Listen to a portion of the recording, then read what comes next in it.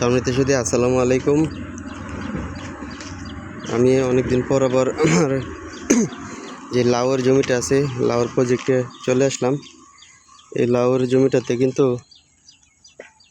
আপনার মাচা দেওয়ার কাজ চলতেছে। এই যে দেখুন, ওইদিকে হক ভাই এবং মাস্টার সাহেব মাচার কাজ করতেছে। এই যে লাউয়ের গাছগুলো কিন্তু মোটামুটি বড় হয়েছে, এখন আগাছা জন্ম হয়েছে। আগাছাগুলো পরিষ্কার করে দিতে হবে এবং লাউ গাছগুলো কিন্তু উপর দিকে তুলে দিতে হবে। দেখুন লাউ গাছগুলো কত অনেক বড় বড় হয়ে গেছে, মাচায় ধরার মতো অবস্থা হয়ে গেছে। এখন এই গাছগুলো কিন্তু এখন মাচায় তুলে দেওয়া হবে।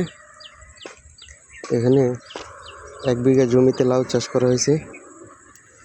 এই জমিটাতে এখন মাচা দেওয়া হইতেছে।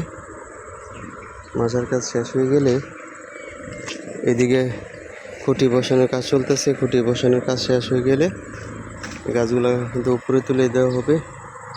আশা করি এখান থেকে 20-25 দিনের মধ্যেই লাউ হারভেস্ট করতে পারবো, কারণ লাউর আগা কিন্তু মাচায় উঠে গেছে। এখন কাটিং করে দেওয়া হবে।